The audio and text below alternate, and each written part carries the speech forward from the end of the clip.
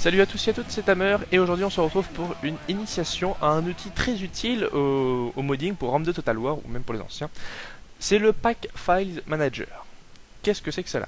C'est un fichier, alors comme c'est un outil pardon, comme nous l'avons vu précédemment dans la vidéo où j'expliquais vite fait le fonctionnement des fichiers de RAM2 Total War, il permet en fait d'ouvrir les fichiers pack et d'en extraire des données, de les modifier et de les importer dans un autre pack qui est en fait votre mode pour que pour que votre mode fonctionne tout simplement.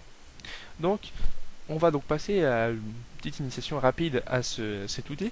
Déjà où le trouver? Tout simplement vous allez donc sur votre navigateur internet, vous allez sur Total War Center, vous allez vous trouvez la section Total War ROM 2, vous cliquez sur le mode Workshop. Non, ça c'est Shogun. Voilà, Workshop. Un peu long à charger parce que, alors je sais pas si c'est moi, mais généralement c'est qu'il y a aussi beaucoup de monde qui sont sur ce forum et donc du coup ça rame un peu, ou alors c'est juste moi, c'est possible aussi. Et une fois que vous arrivez là, donc comme je l'avais dit aussi dans ma première vidéo, aussi c'est super utile comme si vous avez plein de, comment dire, vous avez plein de choses. Vous avez, qu'est-ce que je voulais dire, vous avez plein de tutos, etc. Mais surtout vous avez des fichiers, des topics épinglés qui sont très importants, dont un qui s'appelle Tool. PFM 3.1.8 et qui est en fait le Pack Files Manager, la dernière version actuelle, qui est tout le temps, qui est souvent mise à jour, enfin souvent, ça dépend, oui, et qui va vous permettre d'ouvrir nos chers petits .pack. Donc il vous suffit de cliquer sur Download et puis après roule ma poule. Tac, voilà.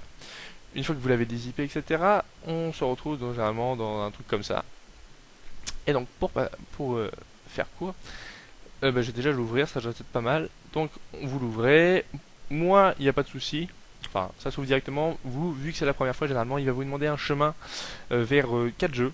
ROM 2, normal, Shogun 2, Napoléon et Empire Total War, parce que en fait ce dernier prend en compte, il peut lire aussi les bases de données, les datas des autres jeux comme Shogun, Napoléon, etc. Donc en gros, grâce à ce Pack Phase Manager, en un clic, en allant dans Game, si vous avez envie de modder plutôt sur Napoléon Total War, vous avez juste à cliquer là, puis il vous demande une petite question si vous avez un mode en cours. Et à partir de là, vous pourrez lire les banques de données de Napoléon Total War. Si vous voulez repasser sur ARM2, juste d'un clic, etc. Voilà. Donc vous avez juste à mettre à jour. Ensuite, nous avons donc un truc qui est intéressant dans le fichier, dans l'onglet File, nous avons l'Open Creative Assembly Pack. Donc en fait, c'est tous les fichiers sources de votre jeu. Donc par exemple, un des plus importants, c'est le data ROM 2. Donc vous cliquez dessus, vous attendez un petit peu, là en bas à gauche il y a tout le nombre de fichiers, et voilà. Et donc le Pack File Manager il se constitue de deux parties, on va dire deux tableaux, si je puis dire, ou deux onglets, ou deux fenêtres plutôt, ouais, c'est plus judicieux. Celle de gauche, c'est la structure du fichier, c'est-à-dire de quoi il se constitue, quel type de fichier, etc. il a. Donc vous pouvez voir en gros tous les fichiers qu'il a, etc.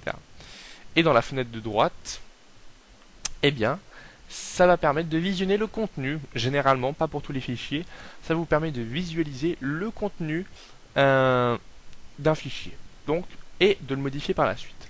Mais le Pack Files Manager a été conçu assez habilement, du moins depuis ces dernières, enfin, il a toujours été conçu habilement, mais ces dernières versions, il l'est encore plus, à moins que j'ai un petit peu de temps de retard. Cette fois-ci, il vous bloque quand vous êtes là, on est dans le 1 des fichiers sources. Donc, si, imaginez, vous changez là tout de suite à une des valeurs là, ça pourrait foutre le boxon et donc créer un crash et donc foutre votre jeu en l'air. Bon, vous aurez juste à le réinstaller, mais c'est pas super. Il est assez bien, enfin plutôt cool, le Pack File Manager, puisqu'il vous en empêche. Ce Pack File Manager qui permet en fait d'ouvrir ce qu'on appelle nous les tables DB. Donc en fait c'est ça, les DB c'est database. Il vous permet de les ouvrir et de les modifier, mais pas depuis le source. Comment ça se fait? Déjà c'est juste pour éviter de foutre la mouise sur votre jeu. Après comment ça marche? C'est très simple, d'un clic droit, vous faites sans penser à la création d'un monde ou quoi que ce soit d'autre, d'un simple clic droit en faisant extract et extract selected, donc l'extraction du fichier sélectionné, vous allez l'exporter vers un fichier que vous souhaitez, parce qu'il y aura un petit truc qui va vous demander où voulez-vous l'exporter. Ça va l'exporter donc vers le chemin que vous avez nommé. Et à partir de là, vous pourrez modifier ces tables à condition, et à l'unique condition de créer entre guillemets un nouveau mode, en fait un nouveau fichier .pack, parce que les tables que vous allez exporter, vous n'allez pas pouvoir les lire ou les modifier directement en données brutes. si je ne m'abuse, c'est comme si elles étaient peut-être en binaire peut-être, et que le Packfile Manager permet en fait de les lire tout simplement. Et donc quand vous faites news par exemple et que je refais add files, et donc là c'est mon chemin où j'ai extrait plusieurs fichiers, donc un DB par exemple, là c'est le main unit. Hop, quand je l'importe, et ben on retrouve toujours la même structure que dans le fichier datarom2, tout simplement.